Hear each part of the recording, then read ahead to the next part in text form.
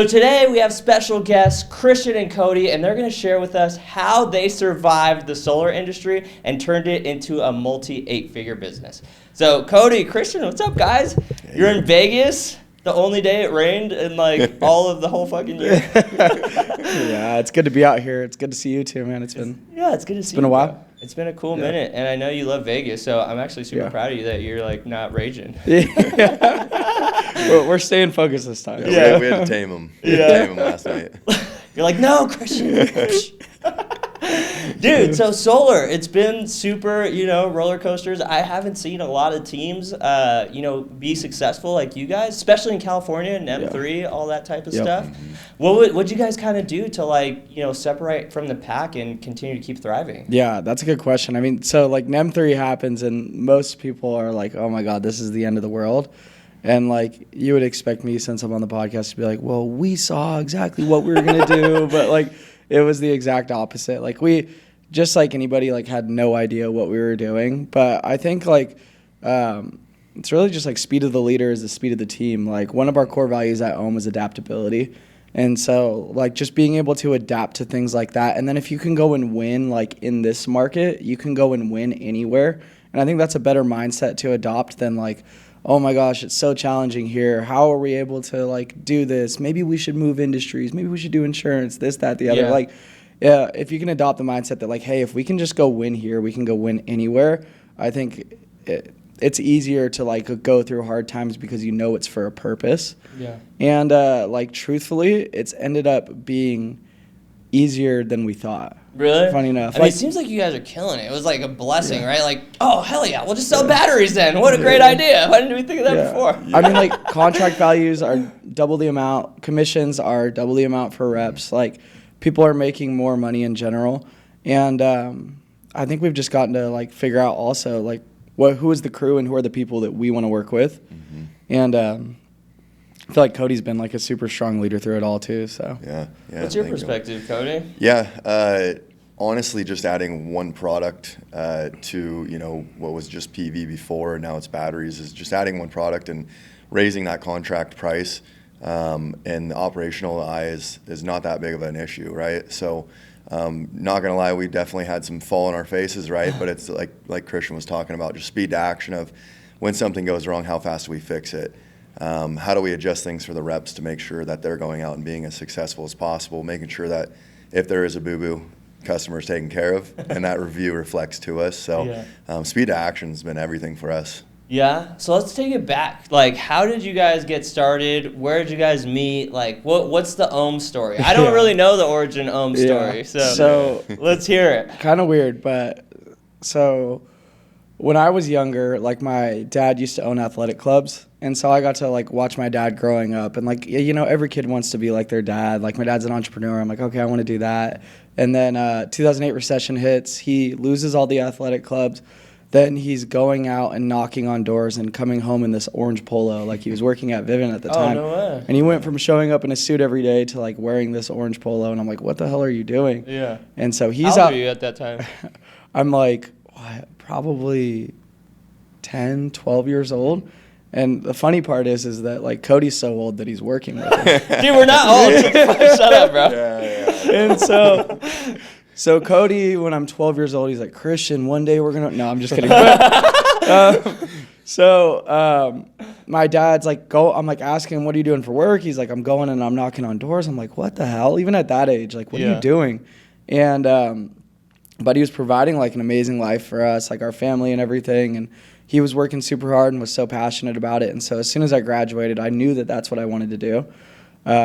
Like I wasn't in kindergarten like, hey, I want to be a door-to-door salesperson, but a little bit after. And so graduate, and then I go and I'm like, hey, Dad, like I want to start in the industry. And he's like, you can't. I'm like, what do you mean? He's like, you need to go and get 3 jobs like before you can do this. And I'm like, what do you mean? He's like, well, you won't respect the opportunity if you don't go like work somewhere else. And so that's pretty wise on your part. Yeah, it was good because, like, I mean, perfect takeaway. Like, made me want it more than anything. Like, probably part of the reason, like, actually most of the reason why I'm here today. But, like, shortly after I go and work those 3 jobs, I start working at a company called Phoenix Solar with Cody. No way. That was your first job? Or after the 3 jobs? Fourth. Oh, fourth. So this was the 4th job. Yeah. And Cody's the operations manager there. I was running one of the sales teams there. And that company like had a great culture. Things were blowing up. I mean, Paradise Fires had happened in Northern California. And so there was a lot of pain around the utility company. And we were selling like a lot of solar. I mean, at one point we went to go tour the Gigafactory because we're the number one installer for Tesla Powerwalls in the nation. And just a bunch of cool accomplishments there. Cody can kind of hit on what happened from there. Yeah. So it's funny because when I met Christian's dad was at Vivint. That was about 12, 13 years ago. No way. Yeah. Oh, so you already knew it? Yeah, like so I his already family knew him. origins? Tony was the top producer, one of the top producers for For them. alarms at the time? No, it was actually solar. Oh, no way. It was Solar like the 13? beginning of Vivint Solar. Wow. Yeah, so we ran the first office in Chico that came up, and sick. we were there for 4.5 years before they went back down to Sacramento. And I actually piggybacked with Tony for a little while, where we went to I think 2 companies after that, and then we went over to Phoenix, and then that's where Young Buck came in. And honestly, at that point, I was pretty in with Tony, and then he's just like, "This is my kid," and I'm like, "Okay, buddy." You're like, shit. I have some funny memories where like an install would be going wrong at Phoenix, and I'd call Cody because they messed up commissioning this Tesla Powerwall, and it wasn't Cody's fault at all. It's like the operation, had some struggles there, and then I call Cody. I'm like, "Hey, dude, can you fix this? I'm gonna get so many referrals if you fix this." And that's the typical sales to operations but they don't care. It's not, they're not incentivized for that. And so Cody would kind of just be like, "Yeah, dude. I mean, I'll get there some way."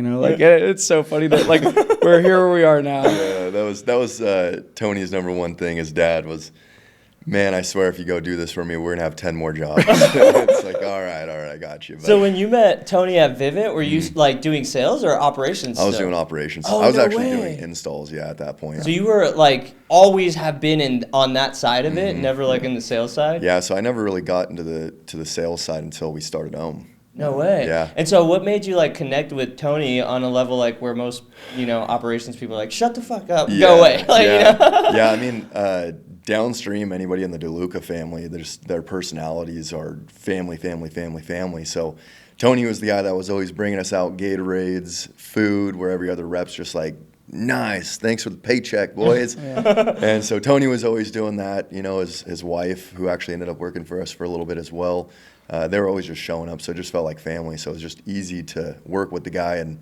move to other companies with him as well. Oh, no way. So you moved with him even just on operations side? Yep. Was that organic, or was it "Hey, we're leaving," sales guys do, all of us, let's roll out? No, it was there was 2 instances. Vivint was retracting back down to Sacramento, and so when Tony went to a company called Join Solar, he then recruited me to come over there just because he was already leaving, and I had no home at that point. And then when Phoenix happened and got up and going, that's when he was like, "We're going.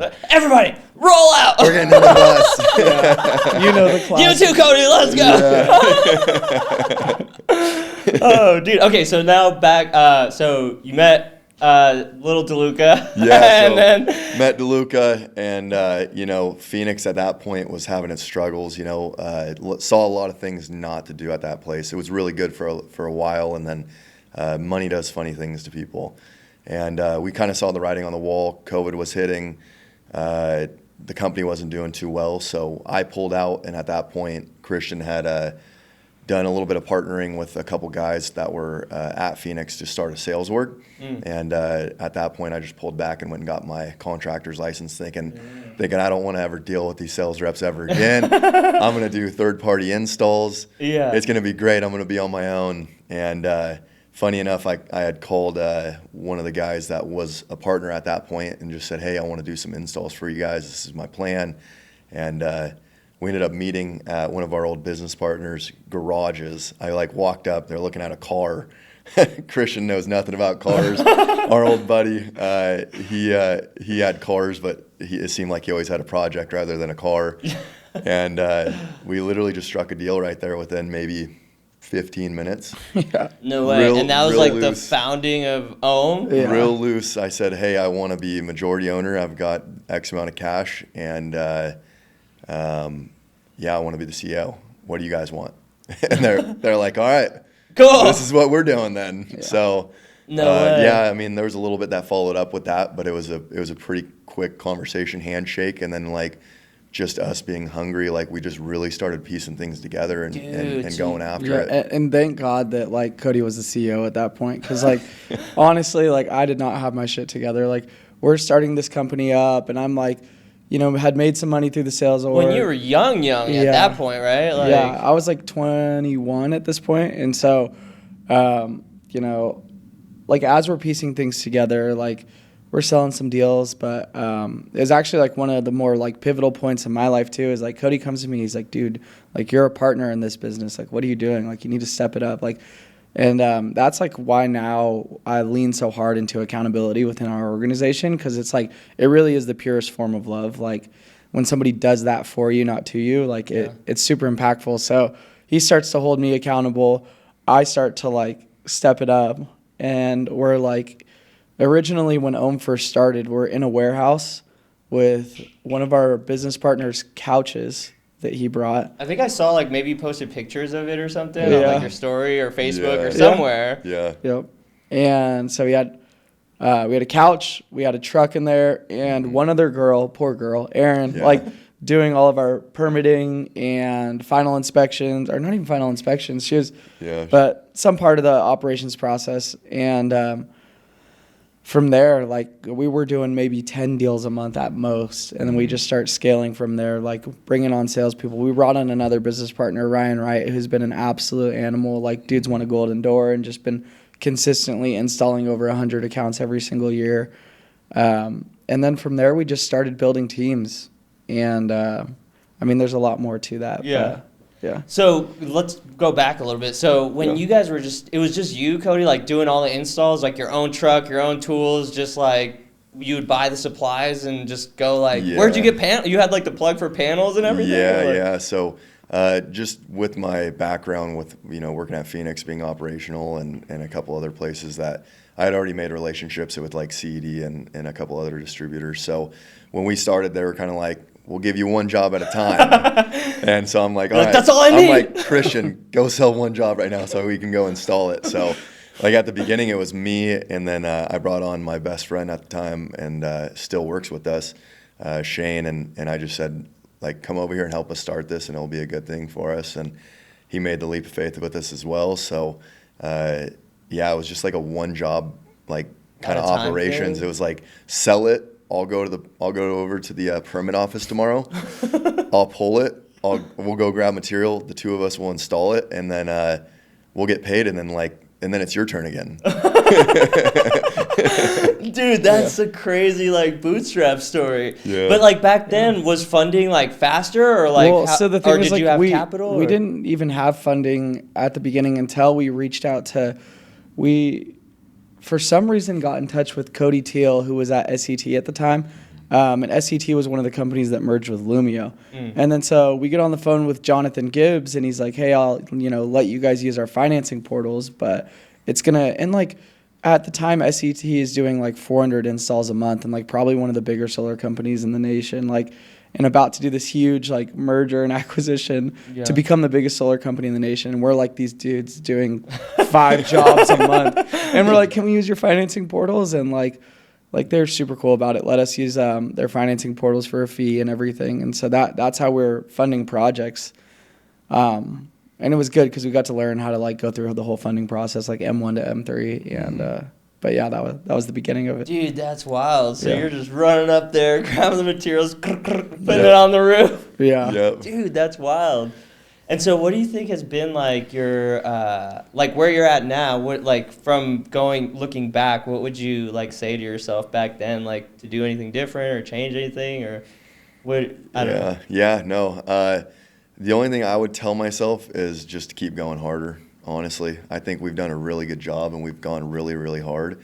At the beginning, it was just, let's just make paychecks and like pay our bills. Like as long as we're paying our bills, we're gonna be all right. Yeah, so like if I could go back to day one and say like this is gonna be so much more than just paying your paychecks, like just explode now, you know? Because I think it took us about 6 months before like we started actually getting a backlog. Like 6 months, we were probably 3 jobs, like we'll go install these 3, go get 3 more, and then like 5, and then we'll install these 5. And then next thing you know, I was like, oh shoot, dude, like these guys are actually killing it. Like I need to get a crew. And like, so we get a crew, and then I go start a second crew, and it like just starts going from there. And it's, at the time, like mine was just pay bills, not like, what is this going to be? Yeah. Well, so with crews, it's like a big investment, right? Because you need to get them trucks, tools, like all these things. Was there like ever like a space where you were like, I don't know, like nervous or like, oh shit, like let's do this, or like go in harder, invest or double down on it? Did you ever like face those type of situations? You know, at first I thought it was a fault, but I think it's a good thing of me. But I'm pretty stingy on the money when it comes to it. Like I'm like, dude, this needs to be in the bank account. Yeah. Like this is, don't spend this. Like we don't need that shiny thing. Yeah. Like we're putting all of our eggs back in the basket, and we're gonna save these for later. So like, honestly, we're pretty thankful for like the way the beginning went, where like we threw all the money in the pot at the very beginning, had nothing left. We were just like, installs are all we're gonna have. But like right away we got traction and like started putting money back in the bank, and we weren't paying ourselves ridiculous or taking owner's draws or anything like that. It was just like nobody saw the bank account but me, and it was just like in and then like we needed a truck, and I was like, we have the money, and they're like, what do you mean? And I'm like, check out the account, and they're like, holy crap, what are we doing? This is great. You're like, we're operating on peanuts. Like, you're like, that's a point. Yeah, we're sitting in a warehouse, and we have like 2 desks in the warehouse, and like space heaters for winter, and a air fan for summer, just sweating it out. Somebody's like, go grab the water. Go grab the water to put it in the fan. Yeah. You know, like, yeah. That's incredible, bro. Yeah, we were pretty conservative for like a while there, but yeah, I'd say going back, probably one of the bigger things like I would tell myself, along with what Cody's saying, is just to think bigger. Like when you're at that point and you're first starting like an EPC with like a sales division inside of it, like I was thinking about like, how can I personally go sell double digits? And like, that's just not like how a business owner, like should be thinking. And so obviously things have changed now, but just thinking bigger, like we started to build and scale teams after that. And like, that was one of the best experiences of my life. And I think like being in the trenches of every single aspect of this job, like Cody's done every aspect of this job. He's done everything from surveying the job all the way to final inspection, to PTO, to installing it. I've done everything from like setting appointments to closing deals to recruiting to like the whole 9. And so it like makes you all of that experience super competent into like when you do like actually build the business instead of like working in the business, it allows you to have a better vision of like what you need to do. And what was like how did you transition from that to like working on the business? So, I mean, there's like an intermediary period where for a good portion of time, like I was recruiting a ton, and what was super pivotal at the time is I started like investing in courses like Door to Door U, Michael O'Donnell's like stuff, Mikey Lucas as well, and like paying for some form of coaching. And that's when I really started to like blow up. And then so I'm recruiting people in, and it's funny because like door-to-door sales in Chico, California, that wasn't really a big part of the culture. So I'd like recruit these guys, and I'd be like, they're like, well, what do you do? I'm like, well, I go out and set appointments. They're like, how many do you set? I'm like, I'll go and like set 4, like, typically in a day. And they're like, you go and set 4 appointments. How much do you get paid for this? I'm like, it's like $5,000 to $6,000 per deal. Yeah. And they're like, dude, if you can do that, like, show me how. And like, take them out, set 4 appointments. They're like, what the hell? And so just continued to scale that. And then I eventually ended up building a team like within the organization where we were doing around 100 accounts a month. And then ended up personally winning a golden door like inside of our own organization too. And so, shortly after that, we started working like on the business. But I think it's so important that like if you're a business owner, that you have to like lead from the front and then go and prove the concept first. Because if I never would have done any of those things, like how could anybody take coaching from me? How could they take advice from me? Like if they don't know that I'm willing to do the same things that they are. That's huge. That's huge. What about you? Have you always just had like an overview like of things, like, or did you have like a transitional moment as well? Yeah. So, I mean, I'm still definitely working in the business, but working on it at the same time. So I think there's a lot of seasons of where our business goes and where it's going to be going. And whenever you do something new, you have to get back into the weeds. And so there's been pull-out points where, you know, Christian, like you said, he was doing 100 deals, just his team, where we had our other business partner at the time doing another 40, 50. And so at that point, I kind of had to be out creating the operational team to be able to support that at the same time as being in there and making sure things were getting done. So I know when NEM 3 happened, you know, we took a little, it was honestly kind of a breath of fresh air where it was like, oh man, I think if we would have done this for much longer, like our systems would have broke. So like now we know what we were doing.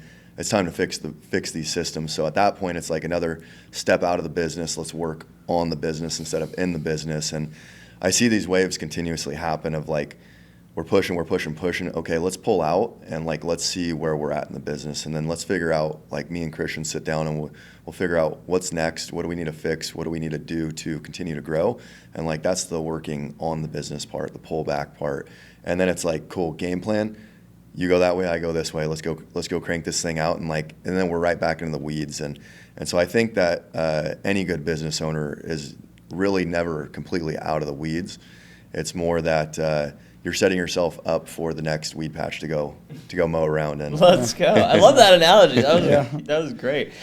Is there like patterns that you see that like make you be like, okay, let's pull out? And what does that like pull out look like? Is it like just a day? Is it a week? Is it like a month? You take time, or like what does that look like? I wish it was like cut and clear, like Christian this week, dude, we're gonna go off site and like we're just doing this. But I think as an entrepreneur and as an owner, what you're doing is you're doing your daily tasks and you're dealing with your team and make sure that they're set up for success. And then when you're done with all of that stuff, then comes your portion of things. So that's why a lot of people put in hours on the weekends. Christian's big on, you know, Sunday planning, and so is one of our VP of sales, Jody. Like he leads the way on doing Sunday planning, which is huge. So like taking those extra steps and just making sure that you're not treating it as a job. Like you don't just go clock off. Right. Like you have other people, you have a whole organization that's relying on you providing the right place for them to provide for their family. Yeah. And so just making sure that you do your portion for them in the weeds, and then daily you're pulling out just to make sure that like you don't have blinders on. Yeah. Dude, I have a question for myself. Is like what you said is when you bring on people, their like livelihoods depend on it, like their families, like this like. It's like a trickle effect, and for me it's always kind of like scary when I bring on people to like to know that I have that responsibility and to continue that like level and then keep going. Yeah. Is there like, did you ever face anything or overcome that level of challenge maybe in the beginning? Yeah, of course. I mean, in the beginning, like I said, I brought over my buddy Shane, and actually pretty quickly I brought my mom on, and it was just one of those things where it's like you almost like gamify it in your head of like, okay, I'm not here to win for me anymore. I'm here to win for these people. And like that gets me up and gets me excited and making sure that like these guys are successful. I mean, if they're being successful, I'm going to be successful. But like, how do I get somebody their first sale? How do I get an operations guy to be up to speed as fast as possible so that way he's successful? So it's like, it's almost like gaming the system of like, how good can I make you? Like not myself, but how good can I make you? And in the interim, like I'm developing new skills. That's fire. Do you have any? Yeah, 100%. Like, I mean, it's the same thing. Like the law of the lid. Like our capacity determines where they go. And like, you know, you were talking about Dan Martell earlier. He talks about like if you don't like people's 80%, that says more about your 100% than their 80%. Like, because people are going to operate like your best people will operate at 80% of the capacity that you do. Your worst people at 50%. But if you have this huge ceiling, then like 50% can be okay, or 80% can be okay. Like you can tolerate those type of things. But I'd say like obviously working on to become like the best version of yourselves at all times, and like people feel that in your organization. But it's also just like winning over the hearts and minds of your people. And like I genuinely enjoy that aspect of it.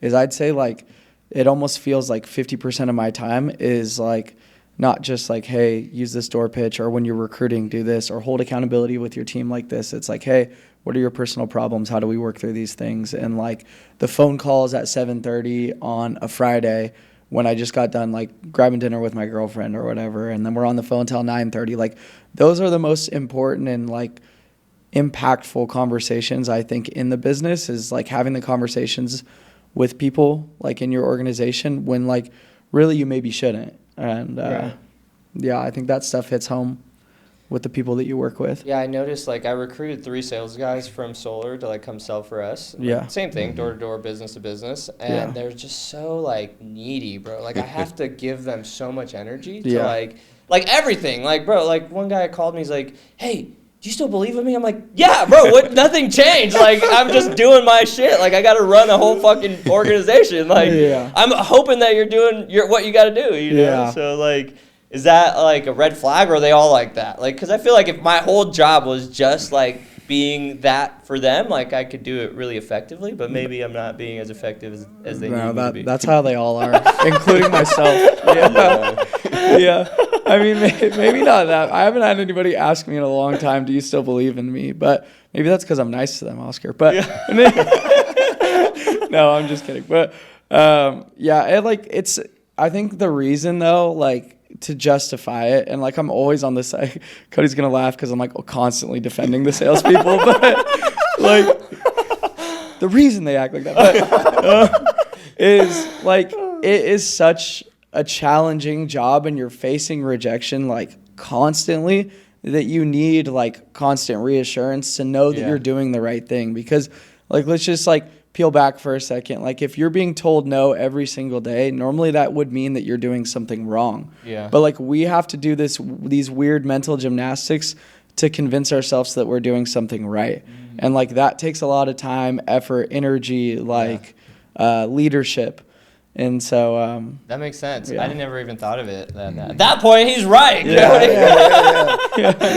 I honestly think it's funny because I was very heavily set operational wise, and I stopped installing actually in the field probably about 2 years ago now. And now that I'm pulled back, being able to see both sides clearly. Honestly, both sides are kind of identical, to be 100% honest. And it trickles from the bottom all the way up to where, like, even some days, like, I'm just this little ornery shit in the office, and, like, nobody wants to be around me. And then the next day, everybody's like, "Oh, man, he's so happy." And, like, Christian will come in and, like, have a moment, and then he's like, "I'm sorry." Like, I think we all kind of do it. It's just that we do it together, and then everybody else does it with us. And so we get to hear everybody's problems. We get to help them through their problems, where to them, like, we don't have problems. Right. But and that's why you guys do like coaching and stuff, right? I always like preface it. I'm like, "Cody, I would never tell the guys this, but dude, I'm going through this." That's so funny. And that's why, like you were saying, like the coaching is important, because that's like the next level that you like, reach up to. So how has been Dan Martell's coaching? What's your biggest takeaway so far? Are you guys both doing it, or is it just you? Yeah, we're both doing it. So far, I've gotten so many nuggets out of it. The guy's so intelligent, and honestly, like we were talking about in the beginning, accountability, like that guy crushes it on accountability. Like he doesn't even let you speak in the group unless you've done like his his daily non-negotiables, and like just daily learning, like marketing, operations, sales. Like the dude just knows everything there is, it seems like, to be about business, and he likes having fun about it. Like some of his stuff's riding a scooter around with people and like filming that, and it's like, oh man, like it makes you like think outside of the box of like, I got to be at a conference table like to have all these conversations. Like no, like go take a walk, like get outside, get active, like get people feeling comfortable. I think that's probably the biggest thing for me. Like takeaway is like, you don't have to be so like in business. Like you can use your lifestyle and have fun with it, and like other people will actually like comfort up to that and relax and feel more at home when you do that.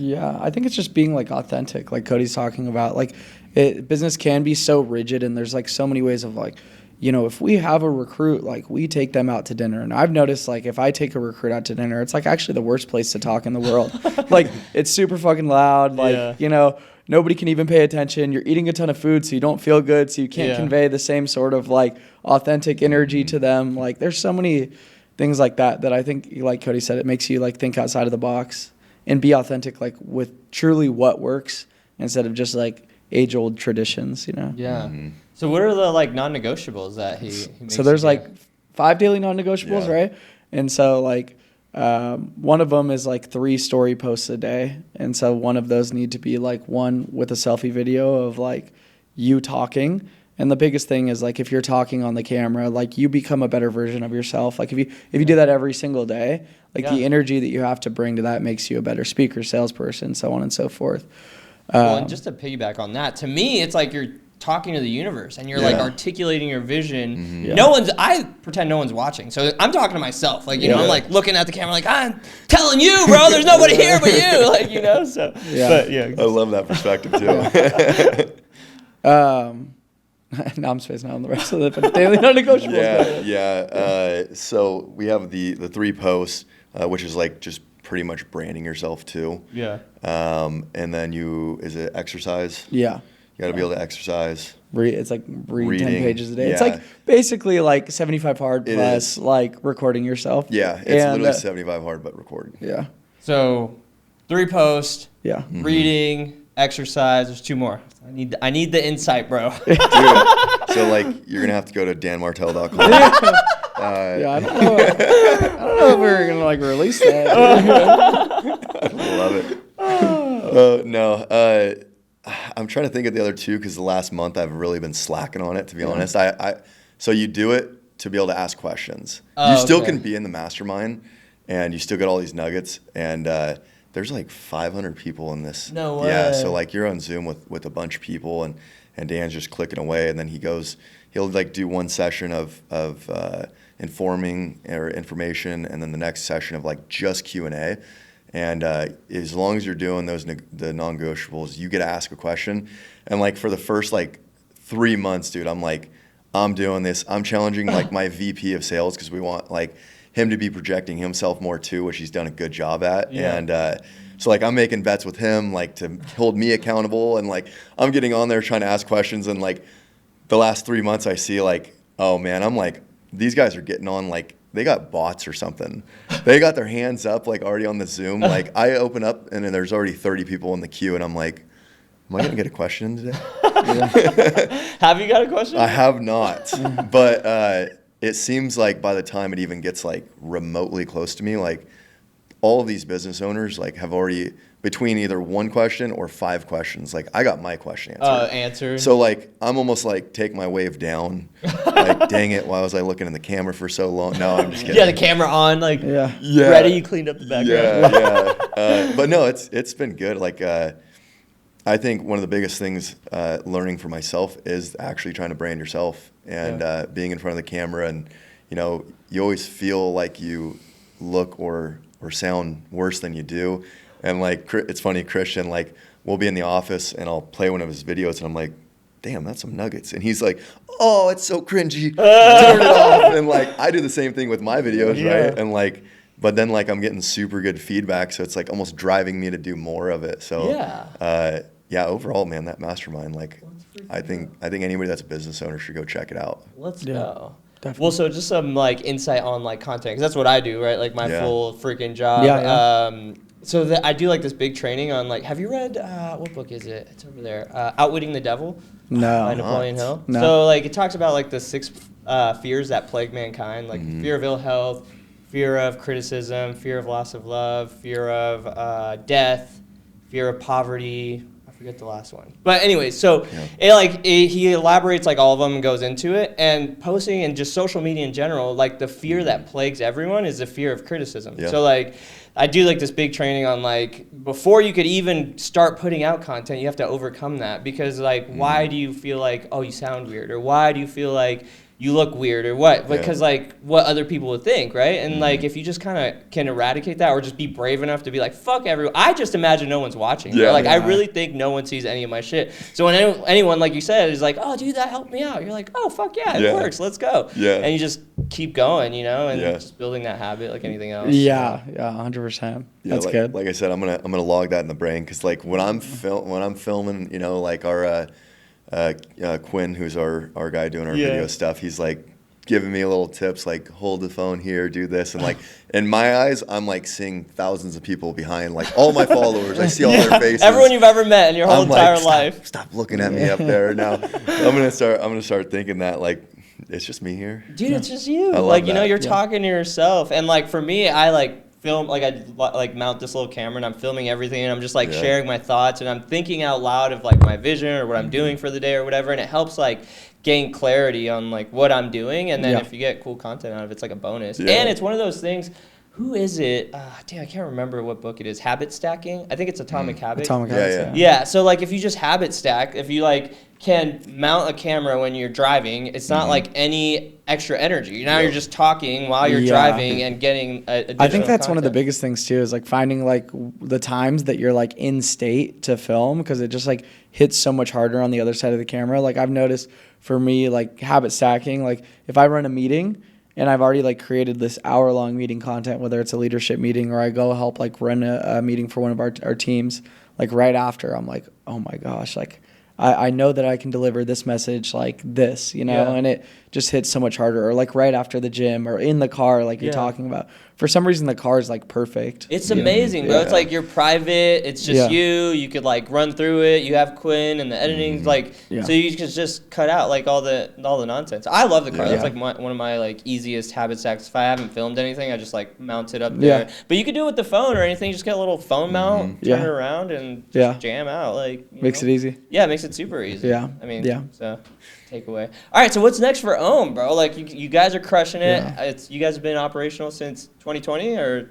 Yeah, 2020. So 2020 going on 5 years, killing it. What's next? What's the next 5 years So, look like for you guys? Like right now, well, the biggest thing that we're focused on, like in any organization, the biggest bottleneck is leadership, because like we have the systems down to where we can recruit unlimited like appointment setters. Like that's really easy to do. What you more of what you need is a leader to help like show them the way and like teach them like how to be accountable and, you know, what to say on the doors, how to overcome objections and all of those things. And so like we can open up as many offices as leaders that we have.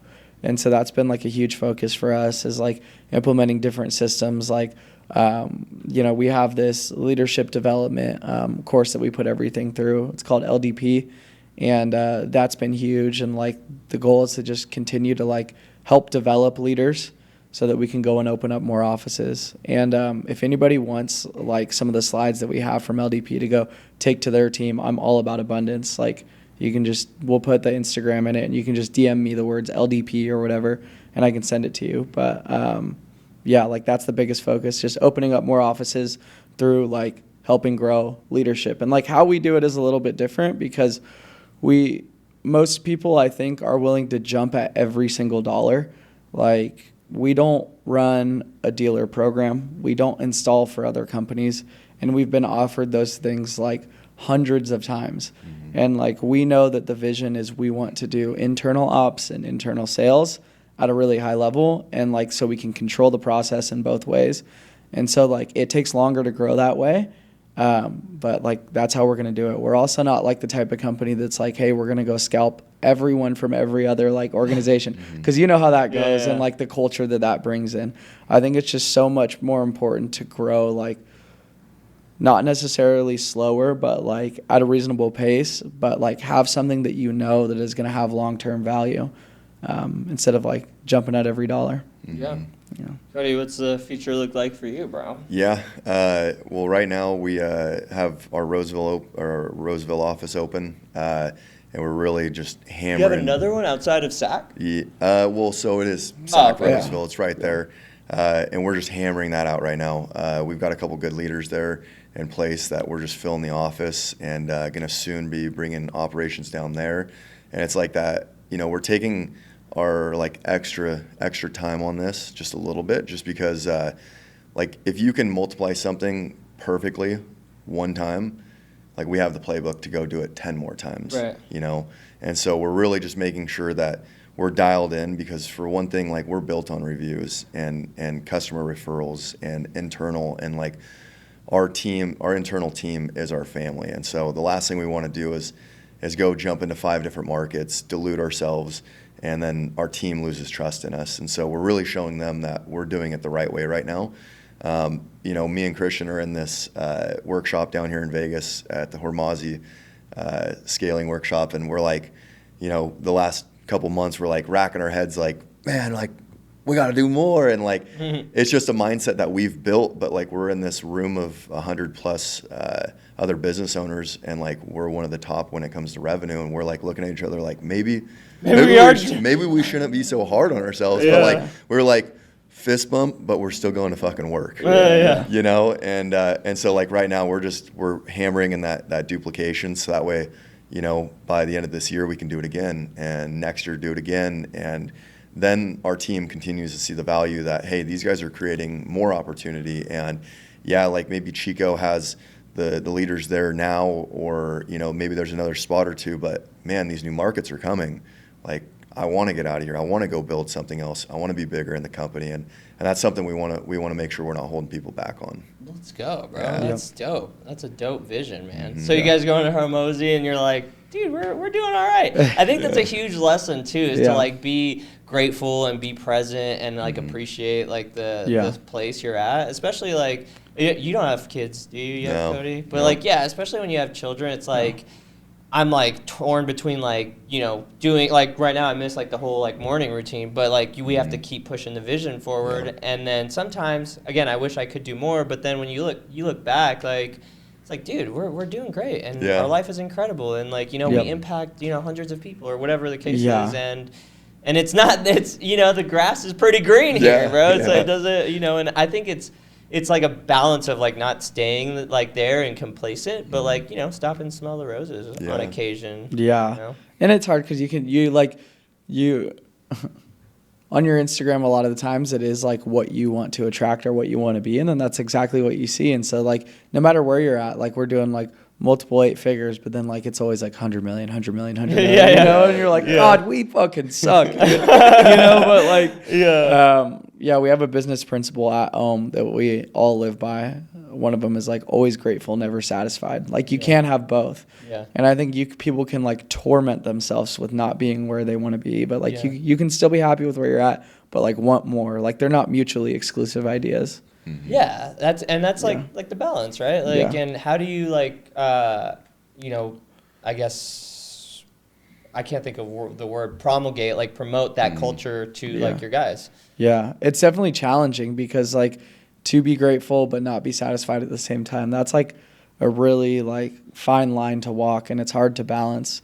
But I think like, you know, we have guys that'll come to us and they're like, oh, I made 200K this year, but like I'm not satisfied with what I made at all. Like if I don't double it this year, I'm going to jump off a bridge basically. And like, not literally, but hopefully not, man. We need you, bro. But like I always like in those conversations, I'm like, hey dude, this is awesome. I love that you're thinking this way, but like let's take a second and like be grateful for where we're at. Like 99% of the world would die to make this type of money and like live the life that you're living. Like so like what are we grateful for about like where we're at right now? And like just getting people to say out loud like what they are grateful for. Like how often are you like, unless you're doing Sunday planning, like how often are you really like talking about what you're grateful for in your life? And then redirecting that energy to like, you know, going and getting their goals rather than just like hating where they're at. That's great. I have a question for you, Cody. So with ops, it's a little different than sales. Like it's similar for me and my organization. I like no one's gonna get rich working for me. They're just gonna you know, get what like we can afford to pay them in the margin or whatever. But like, how do you like get more out of your guys without like with sales guys? You're like, yeah, you can make more money. Like how do you like get that extra energy out of them without like that? Like, sales? So on the install side, I've kind of just duplicated on the sales side where I pay a piece rate. So guys are able to either go out and make more money in a short amount of time. And we pride ourselves on quality first, speed second. And these guys can go out and make $100 an hour. And I'm willing to pay that, right, as long as the job's getting done the right way. But I think also is just really showing them what the vision is. And like what I was talking about, going and duplicating this market and having other markets is like, we're going to need more operational managers. And as that comes, like at some point, we're going to need somebody dealing with distribution and warehouse managers and fleet managers. And that's going to equal a VP or a director or a COO. And I think just continuously showing them the growth and not saying like, hey, we're doing good. We went to the Hormozy factory, and like they told us we're at the top. Like, let's stop here. Like, what's fine. Like, then people would say, okay, like, what's the next step for me? Like, you guys are happy. Like, what's in it for me? Yeah. And so I think just always showing them like it's not about me. It's about like what can I provide for my people? Yeah. And by us duplicating, shows them that there's going to be growth patterns. And when we do that, we'll go do another two and another two. And these guys get to see that those opportunities are open to them first. And we'll bring people in second. Yeah. Can I offer a change in belief too? Is like with people who come into the organization, I think that there's like a way, and maybe this is overly optimistic, that like everybody can get wealthy or can get rich within the organization. Because like say somebody walked into your organization today, they're like, I know this is an extreme example, but they're like, oh, okay, I'm going to go and like bring in $2 million worth of revenue. It's like to some extent, like they would make probably pretty dang good money. Like, and so I think it's just like what Cody's saying is like helping no matter who it is, whether it's like the camera guy or like the salespeople, is like helping them see a path where like they can provide more value to like earn more money. Cause it really is like I'm sure you're willing to pay them more. Yeah. But it's like only on the other side of like providing more value. So it's like, it's so simple, but so challenging. And I face the same challenge every time. Is like, how do I help my people see a way that they can provide more value? But then how do I hold them massively accountable to it? Because a lot of the times if it's just like, hey dude, if you did this, you could make that much money. They're like, it just doesn't happen, you know, like people need accountability more than anything. And it's like the biggest misconception that like, people don't want accountability. They don't want to like do much and they just want to hang out. Like people aren't fulfilled that way. Like they need somebody like holding them massively accountable for them. Like of course not to them, but So keeping the progression path, like continually like evolving, like the road, like the rainbow road is going to keep going and like letting them see their way and plugging them in. You think it's like unique to each person, like building a unique vision for each person to see a progression? Yeah. That like people are motivated by like so many different things. Like for some people, it's like the idea of, you know, the lifestyle for them. Other people, it's like purpose and helping others. For other people, it's madness. Like they love competition and like the idea of just beating other people, you know, individuality, like just being different than everybody else. Like there's so many different ways that people are motivated by. And I think it's just like tying into what they are motivated by and creating alignment. Like Jeff Mendez, we had him come speak in Mexico. One of the things that he said is like the softest pillow that you can sleep on at night is alignment. If their goals are aligned with your goals and aligned with the company's goals, like everybody runs in the same direction. There's not a ton of tension. But when their goals aren't aligned with your goals and aren't aligned with the company's goals, everybody's like pulling in a different direction. Wow, that's a great visual. Yeah. That's dope, bro. Yeah. Well, shoot, we're at like a little, almost an hour. Is there any like final thoughts? Anything you guys want to share with Pathfinder family? The Pathfinder family. I just want to say, dude, thank you for like having us on. Like every time I've seen you, you have like the most positive energy in the world. And I've even seen like Oscar, what was it, like 3 years ago, I went and shot our first set of training videos. Oh, yeah. With Oscar in Vegas. And it was like in his garage. Like he has like a perfect like Ohm story or Amazon story too, you know, like, like I think Oscar does like media better than anybody I know. He set up our podcast studio. So like absolutely shameless plug. Like let's go. If you hear this, like take advantage of it. Like people, if you have a good message, you have a moral obligation to share it. Like if you don't, you're hiding it from people. That's not a good thing. That's scarcity minded. Be abundant. Share the info that you have and like you need somebody to help you get that message out, and like the perfect person for that is Oscar. So Aw, Yeah. bro, Dude. got me in the heart. I know. I mean, I'm gonna piggyback off that too. Yeah. Like Oscar has known about Ohm since like we even like jumped onto the map at all, and like just walking around as like first conference and like seeing the team of Oscar, I'm like thinking like, dude, this guy's already got it made. Like we like figuring out like how we can make things work. And yeah, like, he's filming us at that. yeah, it's like conference. you got your team filming us, and like I'm just feeling so hyped, and like the way that you project yourself on the people. Like we walk in and it's like, what's up? Like nonsense of like how's life. It's just like no, like what's going on. Like we didn't skip a beat, and like I think that's a strong thing you got going for yourself, and Thanks, we appreciate it, dude. We really do. I appreciate you guys, Yeah. man. Just sharing positive energy, right? And Yep. it's all with like taking care of yourself and then overflowing the cup Yeah. and just Yep. channeling positive energy, bro. Yep. Well, that's I think my purpose in life is just to channel positive energy I wherever love I it. can, man. Let's Yeah. go. Let's freaking Good. go. Well, thank you guys for coming. Where can we find you? Where can they find? Follow me on Instagram at C_DeLuca. And Yeah. Cody? Instagram is Pitts PITTS 0135. Let's go. Cool. Yeah. Thank Thank you, you guys Oscar. for coming, bro. Cool. Thank you, Okay. Oscar.